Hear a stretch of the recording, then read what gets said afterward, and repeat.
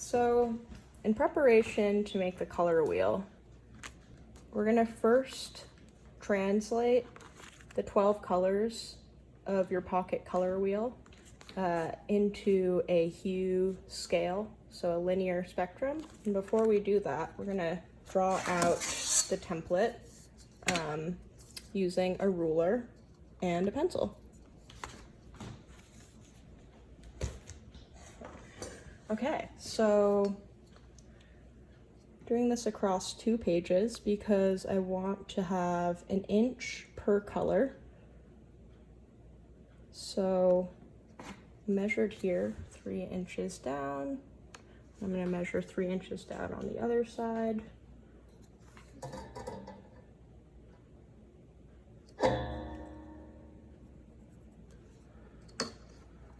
Draw a line across.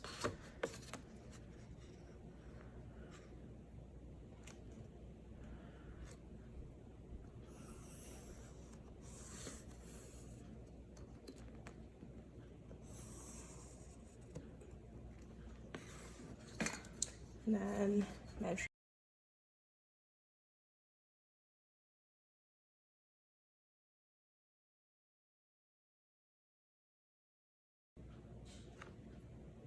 And since our color scale is 12 colors, but our 2 facing pages are 17, that means we're gonna have a 5-inch. We have 5 inches more. So I'm just gonna account for that by centering it.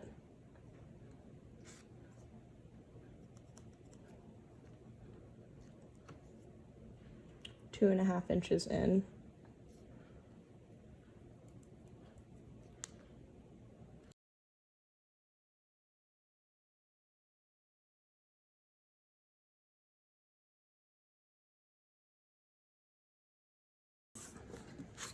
And then that should be 12 inches total. So I'm just going to mark every inch.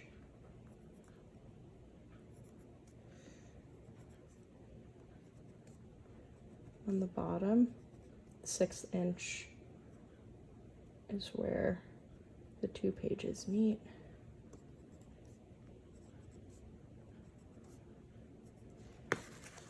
And then I'm going to do the exact same thing to the top.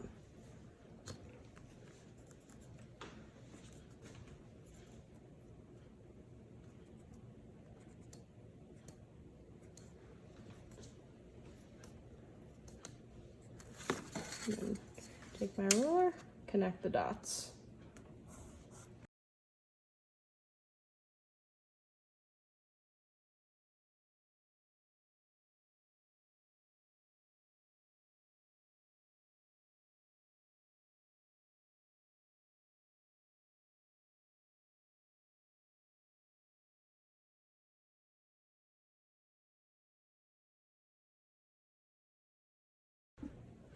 Now, before I put any colors down, I'm also going to be painting the color wheel in a circular fashion, similar to the ones that come in your kits. We're basically working off of the pocket color wheel to be mixing our colors, so that this way I can show you where the 2 colors are in the color wheel and where certain colors in this wheel might be missing, and we will also then be filling it in the corresponding line piece here. All right, this is a full circle protractor, and I'm just tracing it.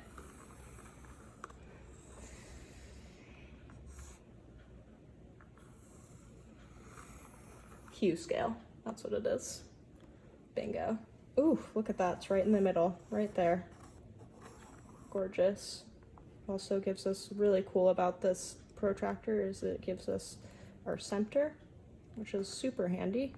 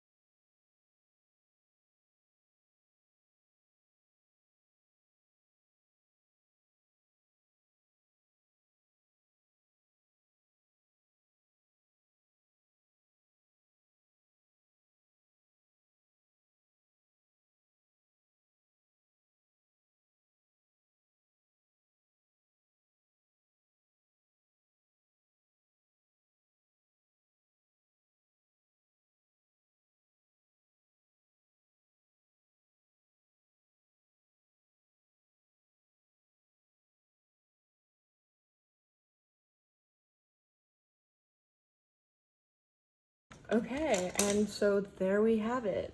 Here we have 12 sections in our pizza pie of a color wheel. And yeah, let's get started. Cool. Okay, so in your kits, which are these gorgeous acrylic washes, you should have 12 colors, okay?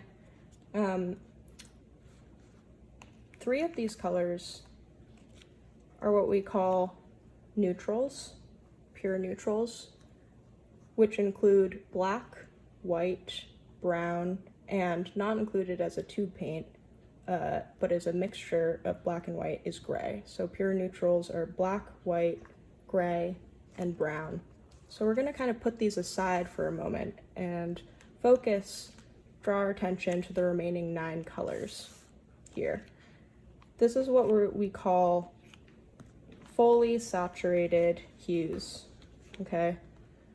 So when a color is fully saturated, that means that it is not mixed or neutralized with any neutralizing agent, aka white, black, brown, or gray, or its complement, and we'll talk about that in a moment. Okay, so first off, some basic color theory stuff. In traditional color theory, which is based off of experience with pigments as opposed to the science of light and the science of optics, we designate 3 primary colors. Some of you guys might be familiar with this, some of this might be new, but 3 primary colors in traditional color theory are red, blue, and yellow. You can see it here on the color wheel: yellow, red, and blue. Any mixture between these 2 colors, so a red and a blue, or a red and a yellow, or a blue and a yellow, is what's called a secondary color. And secondary colors include green, orange, and violet or purple. Okay, so as we look back to the kits that we've been provided, you might notice a few things. First of all, that they don't include all of the secondary colors, and there's sort of an unequal distribution amongst that. We have 2 greens, so we have 2 different kinds of secondary colors here of green. We have 1 violet, and we have no orange. And so what that indicates to us is that as we make our color wheels, we're definitely going to have to mix our oranges, and we're probably also going to have to make some other mixtures for secondary and tertiary colors. Tertiary colors are any kind of combination of a secondary color and a primary color, and we'll talk about that more as we get mixing. So another thing that you might notice, in addition to a kind of unequal distribution of secondary colors in your kits, is that we have 2 of each primary color. This is super important, and this is not on accident. The reason why we have 2 of each primary color is that they're not the same red or blue or yellow. We have 1 cool and 1 warm of each primary color. Primary color, red, yellow, and blue. There is a cool and a warm of each color. And what that means is that, say, for example, looking at the reds, you have a permanent red and then you have a permanent scarlet. What that basically means is a permanent red is going to be ever so slightly more on a kind of crimson or almost leaning more towards purple, this end, relative to the permanent scarlet, which if you look at this, it's also still red, but it's leaning a little bit more towards orange. So this is super important when we approach color mixing, because you'll find that mixing an orange with the more purple leaning red is really different than mixing an orange with the orange leaning red. So as you're mixing your secondary colors, and this is especially essential for orange since that's a tube paint that we are missing, I encourage you to mix your oranges with the warmer red as well as the warmer yellow. So the yellow that is closer to the orange and the red that is closer to the orange. And respectively, in mixing your purples, I encourage you to, you can use your tube paint violet, that's fine. But if you were to mix a purple from scratch, I encourage you to mix the purple leaning red with the purple leaning blue. So that would be the cobalt blue. And your greens with the green leaning yellow, which is the permanent lemon, with the green leaning blue, the sky blue. And you can sort of, I encourage you to test all of the colors out to get a sense of what I mean of cooler and warmer. Okay, so yeah, let's just get started by sort of seeing where these colors line up on the spectrum. So with that, bearing that in mind, I'm also gonna sort of line them up on my palette accordingly. Do you know Kyle?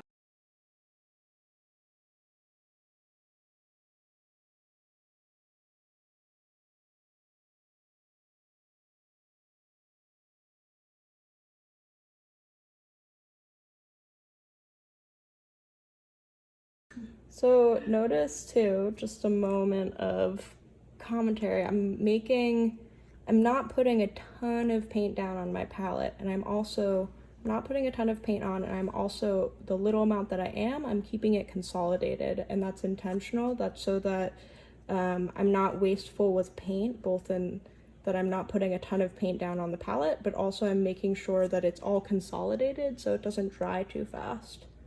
The permanent scarlet. I'm putting down the permanent yellow deep.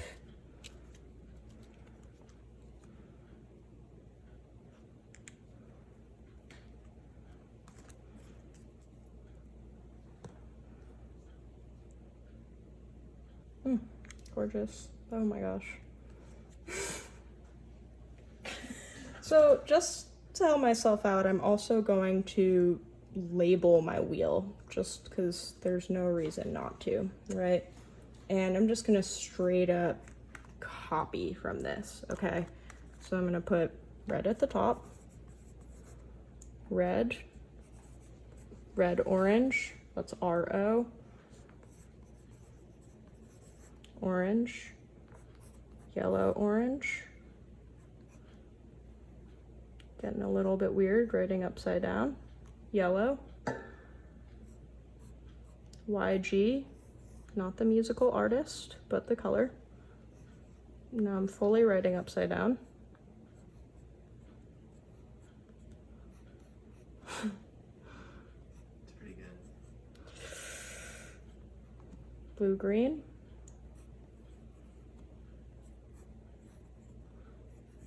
Blue.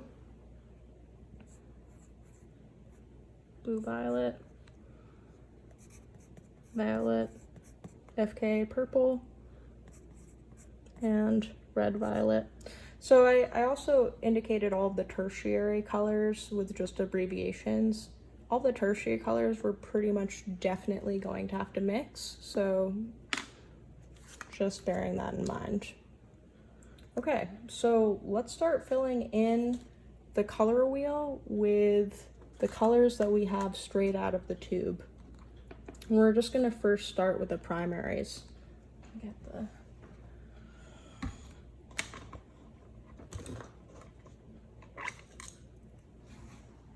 Here's water. Oops.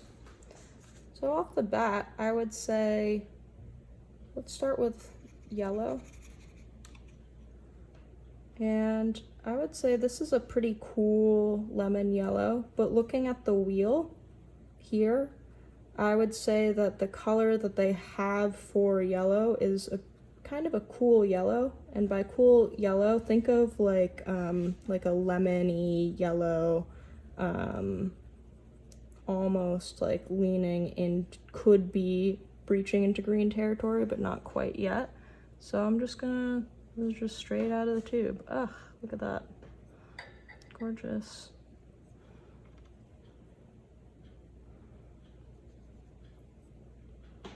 want to just like, Also an essential and maybe invisible, is this not quite visible? I have a quart container of water. Can't quite see it all from aerial perspective, but that's a quart. I like working with quart containers because I just like to avoid trips to the sink. I just fill it up, and it's better to have more water than less. Yeah. And in between every color, I'm always rinsing out my brush fully.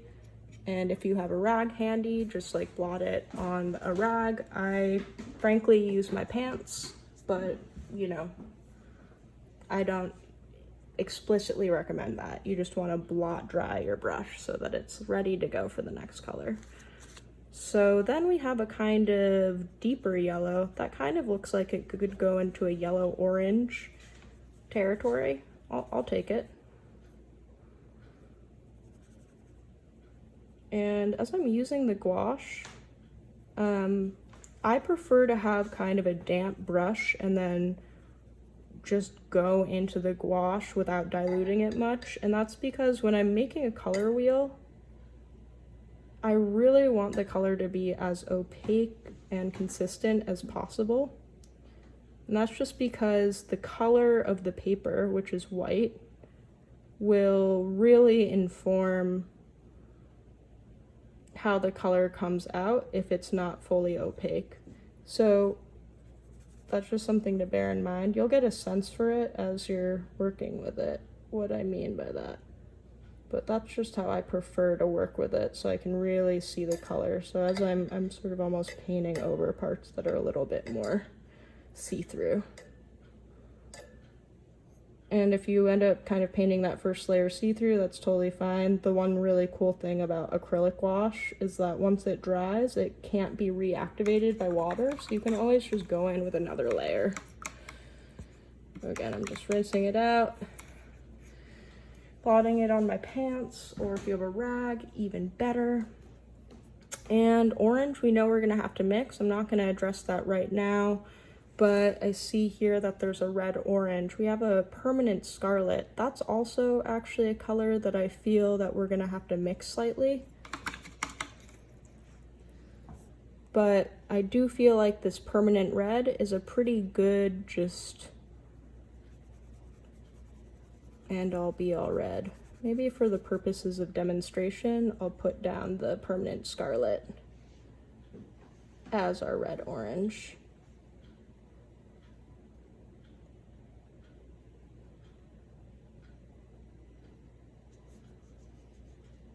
Probably should have done the primaries first. You can kind of see a little bit better because red is a heavier, darker color. What I mean by the opacity.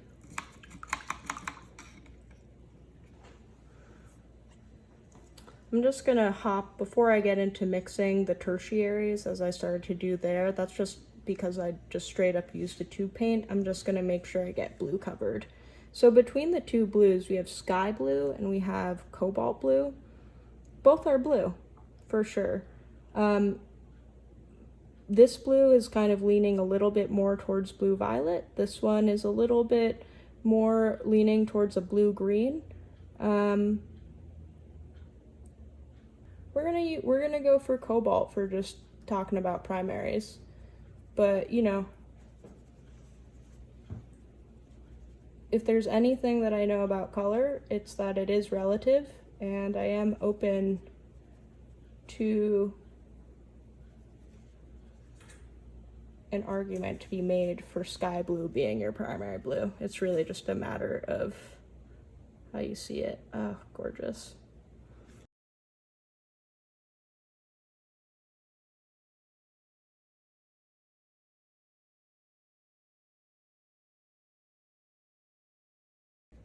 So you have our primary colors with our one random tertiary that just got snuck in there.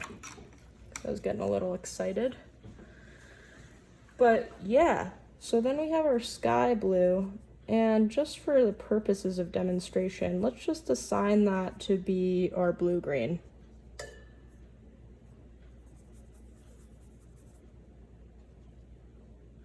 when you make your larger color wheels for your assignment, I encourage you to sort of mix as you see necessary. I personally think that the sky blue, it definitely is greener, but you could add, it wouldn't hurt to add like a little bit of one of your greens to make it even greener, you know? But like this exercise is really helpful because what it's showing is basically where our tube paints are at and where we need to fill in the blanks.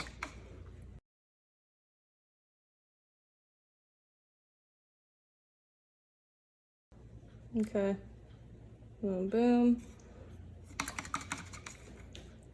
And I'm gonna just go back in and fill in that red orange with our permanent scarlet. So then again, to reiterate, we're just working with our different primaries here. And this isn't a perfect color wheel. What it's a kind of purpose is twofold. It's to show you the colors that you have, your tube paints, your tube colors. When I'm talking about tube paints or tube colors, I'm just talking about the colors that you get straight out of the tube that don't require mixing, and where they correspond on a traditional color wheel. So now that we're good with like the primary tube paints, we're now going to bring out the secondaries here, violet and the two greens. Okay, definitely off the bat, I know that this permanent green light is definitely going to be the yellow green, and this we're just going to give to green, and our violet will be violet. So again, just little P right there. Such a good color. Gorgeous.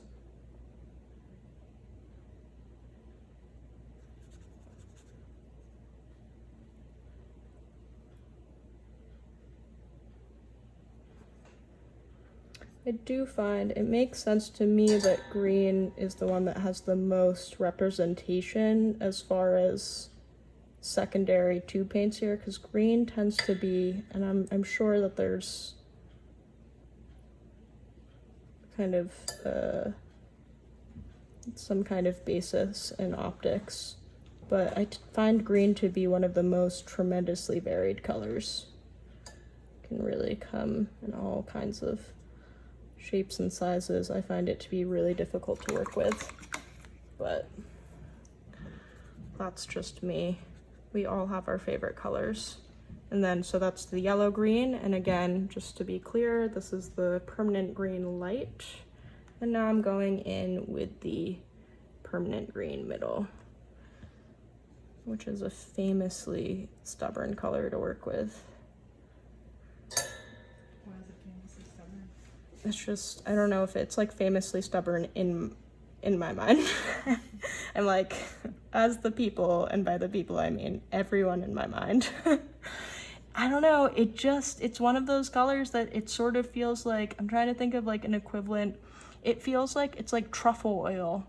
If truffle oil is to flavoring, permanent green feels to color. Like it really just has a strong effect on like color mixing or something, where I'm just like, whoa, it's overpowering. Like it really just, it's very dominant. It doesn't feel as like malleable as other colors.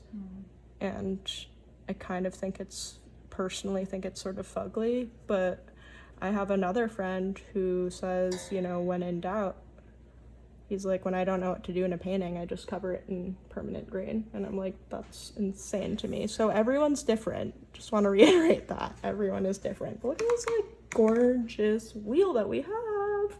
So, okay, last but certainly not least, Violet. I'm just gonna squeeze her right here. I do tend to gender most non-gendered things. As a woman, which may be problematic, but here we are. Oh my god.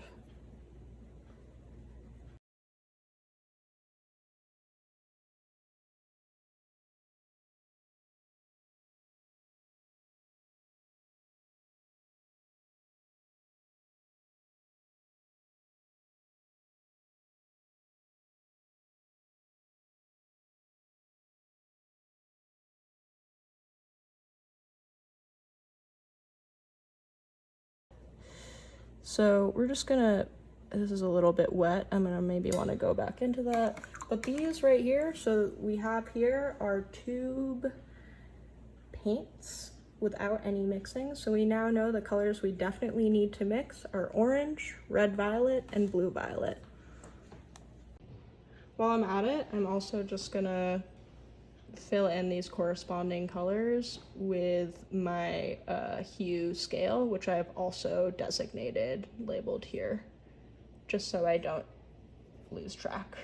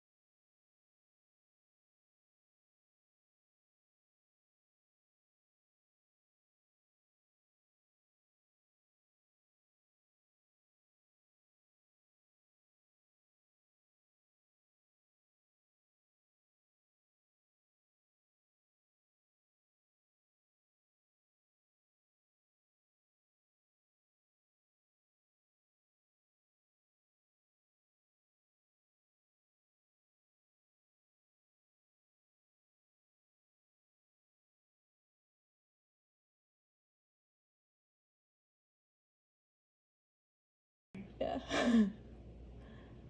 Cool. So now we're just gonna, again, we know that we got the red violet we gotta mix, the blue violet, and the orange. So, orange, how about it? Orange, you glad I didn't say banana? Oh, we're just having fun. Okay, so again, cooler and warmer, right? I'm not really, you can definitely make an orange with the permanent red and the lemon yellow, there's no question about it.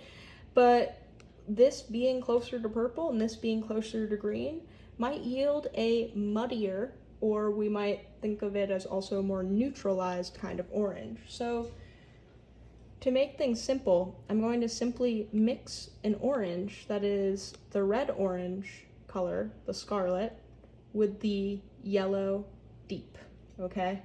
So as I'm mixing, I'm just gonna use a palette knife. I really like to use a palette knife to mix. This is because if I need to have more of a color, I can always, when you're mixing with a brush, you often have to just make a color as you're going, and sometimes this allows you to have more of a certain mixed color and gives you more consistency. But this not being in your kits, you can also definitely mix with a brush, and that can work fine, as well as, you know, a popsicle stick or any other kind of instrument you can think of. So here I have the yellow I'm going to mix, and I'm just going to take a little bit of the red orange. Okay, mixing these. You know, as I was saying, when you make your full color wheels, you might find that even, say, like this red orange to me seems a little bit too red, so you might find that you want to mix things differently, do this differently than just the tube paints. But off the bat, I would say that's actually a pretty good mix of yellow and red in such a way that makes a pretty balanced orange in my mind. Again, looking at the wheel, you notice that the orange actually is much lighter and the red orange is a lot brighter than it is on our wheel. So these are just certain adjustments that you can make when you make your larger color wheel. But this is just to demonstrate the capacities of the tube paints that we have at hand.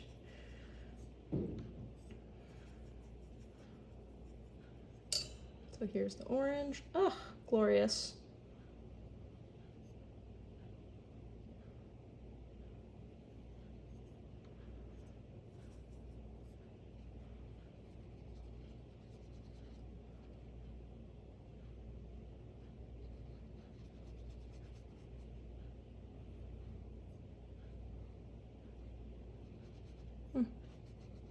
Great. And then I will also fill it in here. So different people might prefer, you might prefer to test out your swatches like this in a more linear fashion. You might prefer to make a wheel. You might prefer to do both. There's so many ways to make color wheels, and they all kind of contain different kinds of information. So once again, this is a color wheel that we're making that is really, the orientation of it is really to demonstrate the tube paints that we have at hand and the ones that we're definitely going to need to mix. So I'm going to put an asterisk by the ones we definitely know that we need to mix. So next up, red violet, same deal. We go down our line here. I'm going to choose the red, excuse me, that's closer to blue or closer to violet. Then I'm not going to choose the red that is closer to orange, right? I want to choose the red that's closer to violet. And so that is the permanent red. So again, I'm just going to take a little bit here. And just give myself a little bit more mixing space.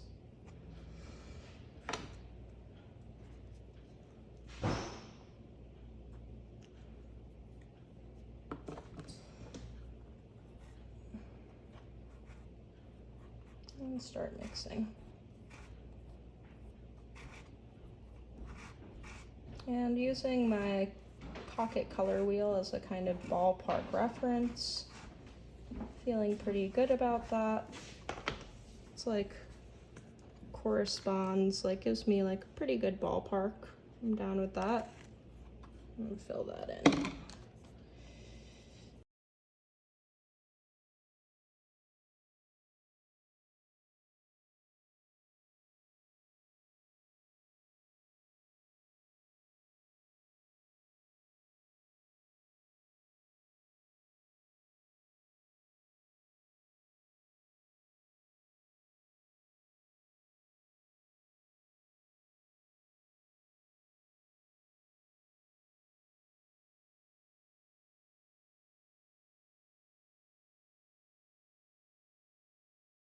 So again, blue violet, I'm gonna go for I'm looking towards the blue that's closer to purple than the blue that's closer to green. And I'm gonna mix that with the violet. So I'm gonna take this blue here, take just a little bit, you just need a little bit at a time. Take the rest of the violet we have and mix it together until you feel like it's a blue violet. Again, also known as periwinkle.